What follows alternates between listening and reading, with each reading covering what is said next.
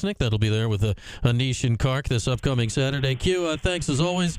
Man, that was an entertaining weekend of lacrosse, was it not? That's got to be up there on the list of Final Four weekends, or quarterfinal weekends, rather. Higgins, I'm watching it on my phone on Saturday. I went to the 4 practices at Navy Marine Corps Stadium, so the games are going on while these teams are practicing. They don't put it up on the big screen. They probably should have, but just seeing these games and then the epic finishes, it was kind of frantic. You know, the games looked like nobody could breathe, like their hearts were racing and no one could breathe. And so Saturday was an amazing day. I woke up Sunday. We got a little note from our boss at ESPN, and he was like, "Wow, that was great." And I was like, "Don't get your hopes up. Today might not be that good." And I knew the games would be slower tempo, just the way the teams played. I thought both games could end up in single digits, but the first game with the Notre Dame Penn State game started slow and then kind of accelerated late. Yeah, and then it really accelerated with Penn State's comeback there in the fourth quarter, which was, I mean, that was shocking, right, Q? And that game's 12-6, and it's the twice defending national champs that have the 12. I don't know if you thought it was over, but man, it didn't seem like there was a lot of signs of life. That was wild. Exactly.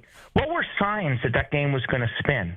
And then once it spun, Notre Dame, sometimes when a game spins, like then the team that has a second wind, Notre Dame never punched back.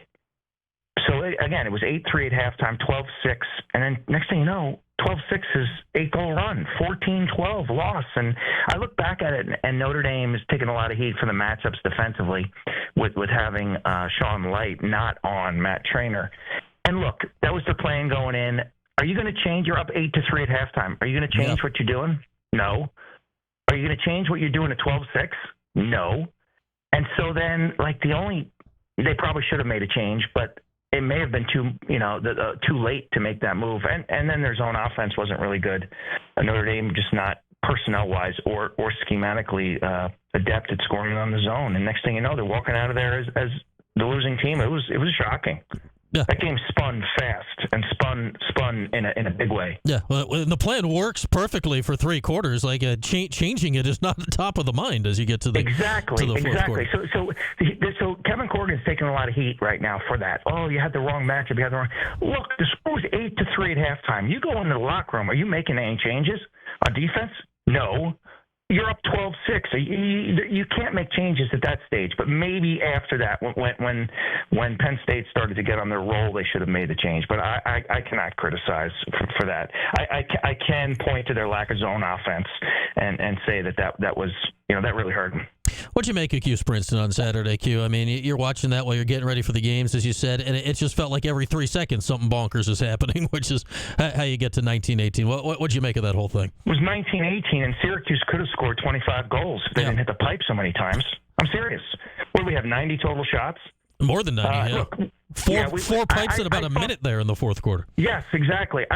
Look, going in, I thought the game would be high scoring. Like defense sold separately. I did not trust Princeton's defense all season because if you look at the numbers, their goaltender, Ryan Croddick, who's been outstanding this season, he's had to make a ton of saves. He had to make 24 saves against Rutgers.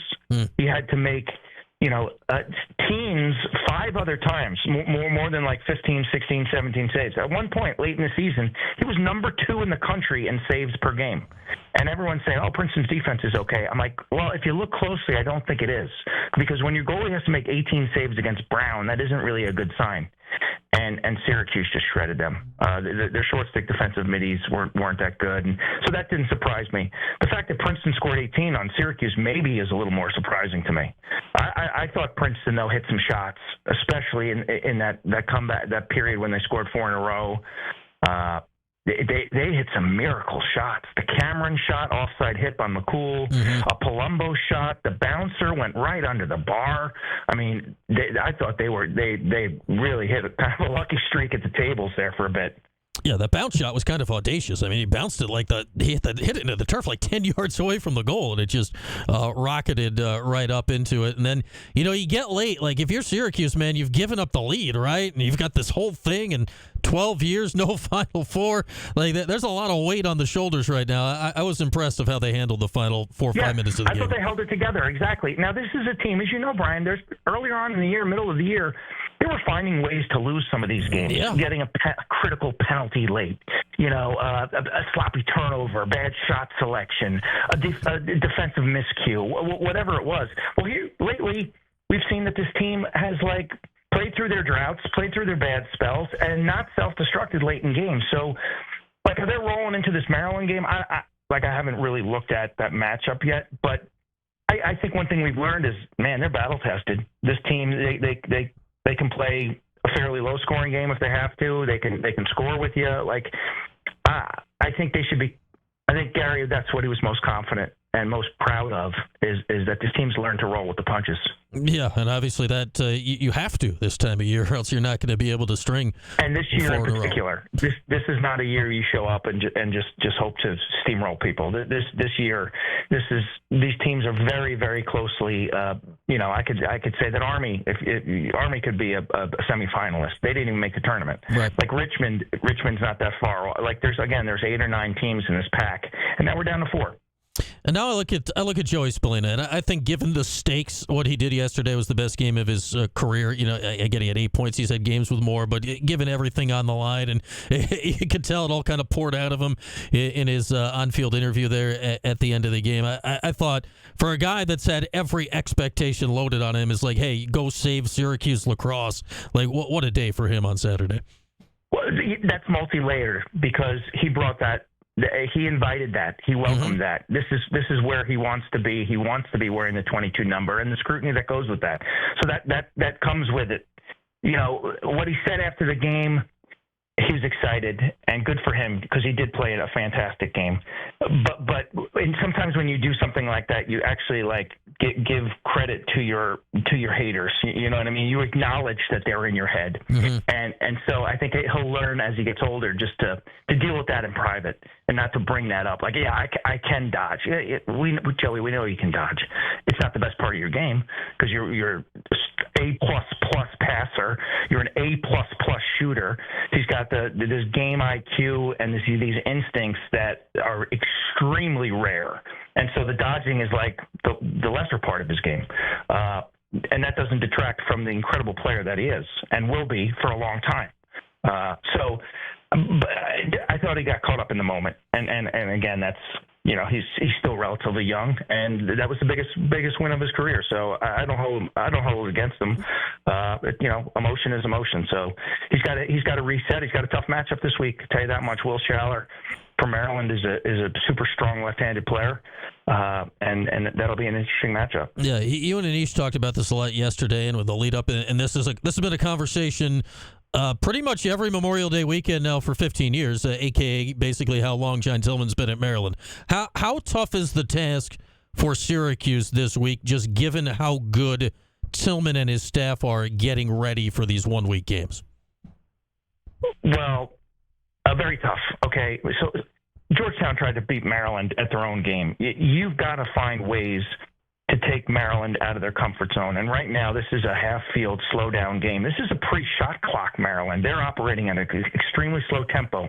They don't even ride. They just drop back to the midline, their midi sub off, and they get in on defense. And John Tillman believes that if he trades possessions in the 6-on-6 evenly with his opponent, that they will win. Okay? They're going to muck up the face-offs this year. They don't have Luke Wehrman anymore, so that area hasn't been as dominant. But they have Logan McNaney, an absolutely proven commodity in big games, especially in the NCAA tournament in May. And he loves this defense. And so they don't take bad shots. They'd rather roll the ball into the corner. They're going to work the shot clock. They're going to tire out your defense. They're going to try to win the specialties, the face-offs, the goaltending, the extra man. And then they're going to beat you with defense and smarts. And Georgetown, it was a one-goal game in the fourth quarter, but it was a one-goal game that you really never felt Georgetown was going to win. Right. And I look at Syracuse and how are you going to get this done? Well, you got to find ways to score outside the 6-on-6. And so, to me, the X factor is Mullen, Johnny Mullen facing off.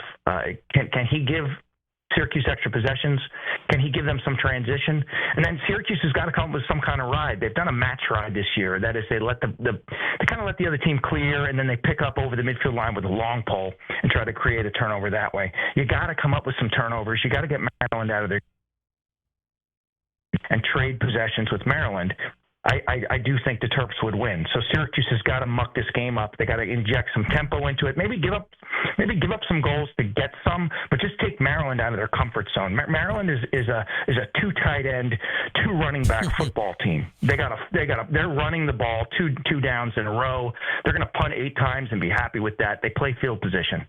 And if you're Syracuse, you want to get them out of that game. You want this game to move fast. You want action. Yeah, they're Iowa football, Quint, in the era of the spread offense. That's exactly correct. They want if they get to 21, they're going to beat you. Yeah, when I look at this game coming up in Syracuse, they haven't beaten Maryland. Going back to 2009 now. Tillman's never lost. I don't think John Tillman's ever lost to Syracuse. Yeah, he's 7-0, which takes me back. They played in February. And, Syracuse hadn't practiced outside, and, it was a gross day. Rainy, yeah. But it was, and the forecast this Saturday is potentially a little sketchy. How much does that game factor? Like, that game was Maryland beat Syracuse the same way Maryland always beats Syracuse on that day. How much does that game, do you think, factor into them getting ready for this one? I think there's a little bit of comfort level, first of all, from an athlete standpoint, having faced an opponent before. You kind of know body types, speed, so you feel comfortable. When the coaches will go over the scouting report this week, you can really envision this game. You have such a mental picture of what this goalie looks like when you're shooting on him, what this defender looks like when he's covering you, what this face-off man does or doesn't do. So there's comfort in that. And then again, any rematch, I think, because the game was, 2 months ago? 2 months ago? 3 months. I mean, it was 3 months. Yeah, it was mid-February. Yeah. Exactly, February. So that we should put little stock into it. That this is. I don't think this game necessarily will mimic what we saw earlier in the season. I think it would be foolish to think that this game will be just like that last game, because they'll probably be widely, differing games. We got Quint Kessenich with us, and Q, the other semi-man is not short on storylines here with Cornell and Penn State. It's Cornell's only loss of the season. Their old coach, Jeff Tambroni's on the other sideline. Jeff gets to go back to where he, should have won the national championship against Syracuse all those many years ago. What do you make of the first semifinal on Saturday? Well, Cornell was rolling. I'm not sure they're playing A-plus ball right now. It's been good enough to win the last 2 weeks, but that's fine because their offense is the number 1 rated offense in the country. What's impressed me lately about them, 2 things. Their face-off man, Jack Cascadden, he was 61% when I saw him in the Ivy League tournament, and I was questioning maybe those numbers were inflated based on some of the bad Fogos in the Ivy League. But man, he's been great. He has gotten better as this year's gone along. He's the Ivy Fogo of the year, but he's proved it the last couple of games, going against some better competition. And the other thing that I was impressed with was Cornell's depth. This defense, they don't sub defensively down low, but they'll run at least 3 or 4 poles. Walker Wallace, Walker Schwartz, they got 2 Walkers. Eddie Rahill, J.K. Kelly, and then they're playing like 6 shorties. And so I thought that showed up on short rest in the Ivy League championship game against Princeton.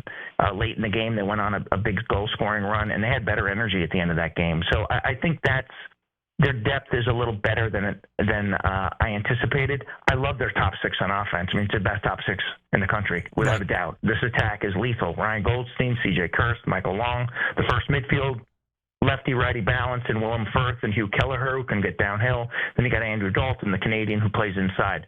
So I love the first group, but their depth, seeing them in person, was better than I had anticipated. Looking forward to this weekend, Q. Should be fantastic with this Final Four at Gillette. Thanks as always. We'll be watching, and I'm sure we'll touch base after to see how it all went. Higgins, I got one question for you. Are the Orange going to travel like the old days? It's a great question. I think so, Q. Because it's been so long, when they show up big. I hope so. I hope so, because that would be a great scene. We'll ride share with some Cornell fans. There you go. I mean, everyone can just meet up at a thruway rest stop or something and get out there. It shouldn't be that hard. So it'll be, and maybe we get a rematch of 2009, which had the best ending in the history of the title game. So we'll see how it all goes. But I hope they show up, Q. I hope they do, because people have gotten out of the habit. So you never know. People plan barbecues now. We don't know what we're doing around here without the Final Four. So hopefully people roll out to Gillette this weekend. Good. Thanks, Higgins. Right, I'll see you there, man. Thank you, Q. There he is, our guy, Quint Kessenich. Always good to catch up with Quint. It'll be Quint and Nish. Kark, as always, on the call from Gillette on Saturday. With that, we'll take a break. Come back, tell you what's on tap after this. It's Q Sports Talk.